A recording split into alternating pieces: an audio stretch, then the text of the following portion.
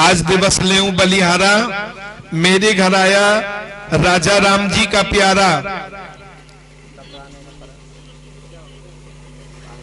एक राजा तो वो होता है बाबा साहब के द्वारा बनाए हुए संविधान के तहत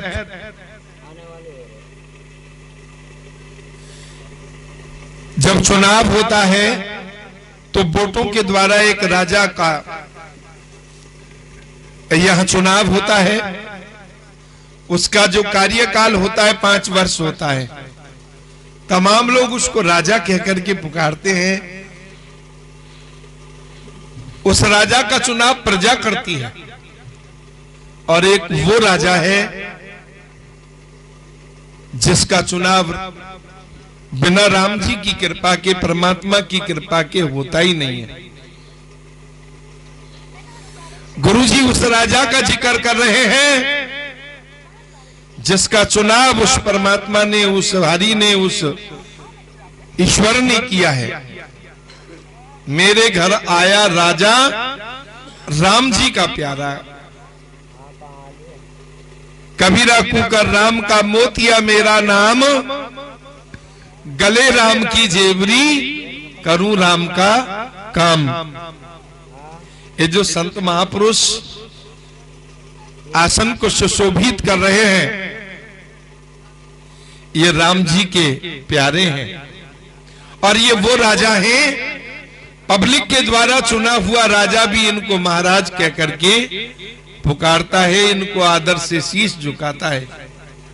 तो सतगुरु रविदास महाराज कहते हैं आज दिवस लेऊं बलिहारा, मेरे घर आया राजा राम जी का प्यारा।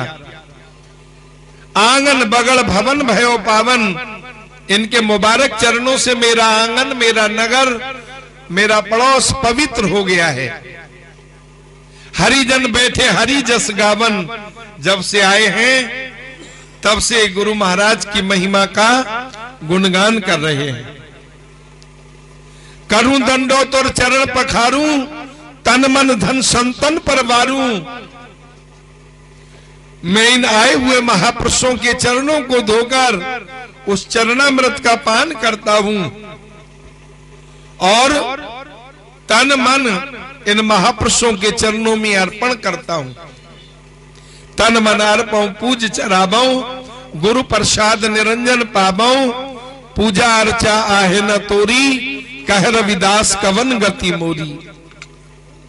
जीवन को अगर सफल बनाना है तो भगवान गुरु रविदास जी के चरणों में तन और मन को अर्पण कर दीजिएगा।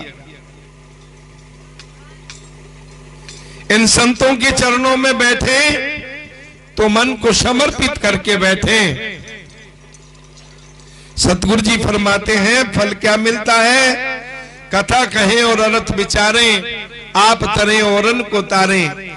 ये महापुरुष सत्संग के माध्यम से स्वयं तो तर ही जाते हैं इस गंगा में स्नान करके, लेकिन जो इनकी धारा में गोता लगा लेता है, इस रूहानी वाणी के प्रवाहित धारा में जो मलमल के स्नान कर लेता है वो भी तर जाता है। और जो आपस में एक दूसरे के साथ बात करने के लिए लग जाता है या मेरी माताएं बहनें लग जाती हैं तो उनका सत्संग में बैठ करके भी कोई सुधार नहीं होता। क्योंकि गुरु कहते हैं मैं चितवत हूं तो एकू और तू चितवत कछु और, लानत ऐसे चित्त को जहां एक चित्त दो ठौर। सत्संग में आए हो तो सत्संग को ध्यान से सुनो।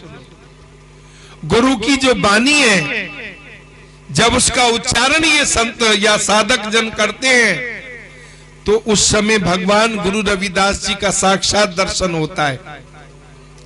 ये वाणी तो है जो 650 वर्ष से आज तक गुरु रविदास जी जिंदा हैं और जब तक सूरज चांद रहेगा, जब तक है आकाश में सूरज और गंगा में पानी, अमर रहेगी दुनिया में रविदास की अमर कहानी, रविदास की अमृत वाणी।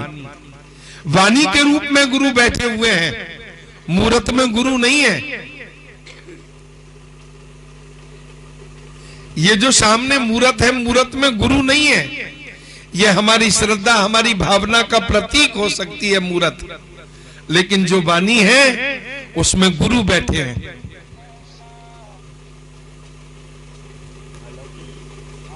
इसलिए वाणी को सम्मान दो, वाणी को ध्यान से सुनो, वाणी को ध्यान से पढ़ो, वाणी का ध्यान से उच्चारण करो।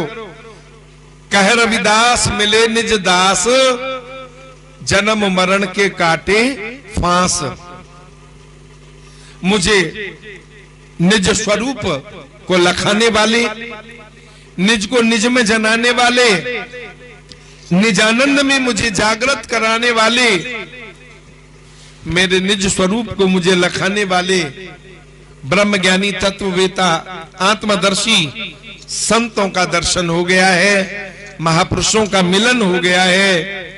मेरे जन्म और मरण के जो बंधन हैं, इनके दर्शन मात्र से कट गए हैं। इनकी अमृत वाणी श्रवण करने मात्र से जन्म मरण के बंधन मेरे छूट गए हैं। ऐसा भाव है गुरु रविदास जी का। तो लपराना वाले कितने भाग्यशाली होंगे जिनके यहां महीनों से मोहनदास भगवान गुरु रविदास जी का आसन लगा करके उनकी महिमा गा रहे हैं, सुबह शाम आरती पूजा कर रहे हैं। समाज के विकास के लिए, समाज के उत्थान के लिए वो राजनेताओं को भी मिल रहे हैं, चाहते हैं कि इस गांव के अंदर कोई सामुदायिक भवन, कोई पंचायती चौपाल, इन गरीबों के लिए भी कुछ हो यहाँ पर। उनका ये प्रयास है। राजनीति से जुड़े हुए कुछ लोग आए थे मेरे पास, वो कुछ समय बैठे, बातचीत हुई। अपने प्रयास को आप लोग बराबर जारी रखना।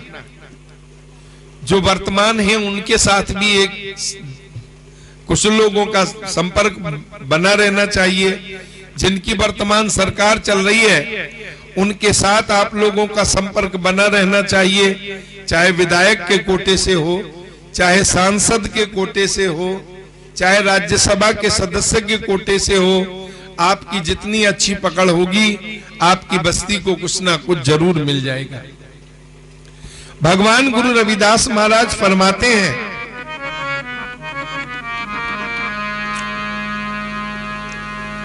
साधु की जो लेबे ओट तेरे मिटे पाप सब कोट कोट। अगर तू साधु की ओट ले ले तो तेरे जन्म जन्मांतर के जो पाप हैं वो नष्ट हो जाएं। कह रविदास जो जपे नाम, तिस जाति न जन्म न जोनी काम। जो परमात्मा के नाम का उच्चारण, जो नाम गुरु ने बख्शीश किया है, उस नाम का जो उच्चारण प्राण और अपान की माला में जो उसका सुमरन करते हैं, वो किसी जाति में, किसी जन्म में या किसी जोनी में नहीं जाते, वो जीवन मुक्त हो जाते हैं। गुरुमुख प्यारेओं, हमें विचार करना होगा। संत की महिमा पर प्रकाश डालते हुए सतगुरु रविदास महाराज फरमाते हैं, संत का निंदक कैसे तरे, सर पे जानो नरक ही परे। गुरु कहते हैं कभी भी भूलकर संत की निंदा मत करना, वरना जीते जी रौरव नरक के गामी हो जाओगे। जो कोई 68 तीरथ नहावे, जो कोई 12 शिला पुजावे, जो कोई कूप तटा देवावे, करे निंद सब वृथा जावे। चाहे रोज 68 तीर्थों पर कोई स्नान करने वाला हो, भगवान शिव की 12 पवित्र लिंगों पर कोई गंगा जल चढ़ाने वाला हो, प्यासे लोगों को नए नए कुआं खुदवा कर प्याऊ लगाने वाला हो, अगर वो निंदा करता है तो इतना किया हुआ कर्म भी उसका सब बेकार है। जो कोई ग्रहण करे कुल खेती अर्पे नार श्रृंगार समेती, ग्रहण के समय कुरुक्षेत्र की भूमि पर जाकर के कोई दान करे, सगली सिमरती सिरवन सुने, करे निंद कवई ना गुने। वहां पर चारों वेदों का 6 शास्त्र 18 पुराणों का ज्ञान क्यों ना सुने। अगर वो किसी की निंदा करता है तो इतना किया हुआ कर्म भी उसका बेकार है। जो कोई अनक प्रसाद करावे, भूमि दान शोभा मंडप पावे। रोज चाहे भूखों को भंडारे लगाने वाला हो, धर्म स्थानों को जैसे मंदिर, मस्जिद, गिरजाघर, गुरुद्वारे, संतों के आश्रम, देवालय आदि धर्म स्थानों को सजाने के लिए रोज अपनी भूमि को दान करने वाला क्यों ना हो। जो कोई अनक प्रसाद करावे, भूमि दान शोभा मंडप पावे। अपना बिगाड़ बिराना सांडे, करे निंद बहुजोनी हांडे। अपने कामों को बिगाड़ कर दुनिया के कामों को कोई बनाने वाला भी क्यों ना हो, अगर वो निंदा करता है, बुराई करता है, तो इतना किया हुआ कर्म भी उसका सब बेकार है। और भगवान गुरु रविदास जी ने आखिर में कहा, निंदा कहा करो संसारा, निंदक का प्रकट पहारा।